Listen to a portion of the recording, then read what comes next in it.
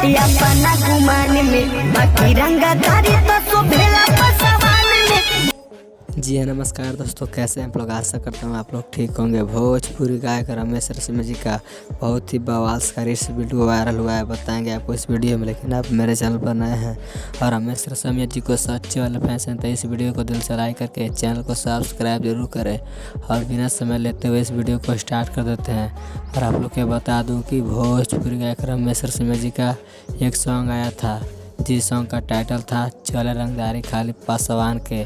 उस सॉन्ग पे रमेश रसीमा ने सुर में बहुत ही बवाल का रील्स वीडियो बनाया है। आप लोग के शुरुआत में ही देखने को मिला होगा यह वीडियो। अगर आप लोग रमेश रसीमा जी को चाहते हैं तो इस वीडियो को ज़्यादा से ज़्यादा शेयर करें।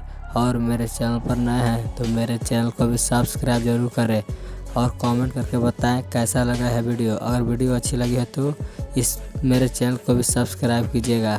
तो मिलते हैं नेक्स्ट वीडियो में, तब तक के लिए जय हो भोजपुरिया समाज।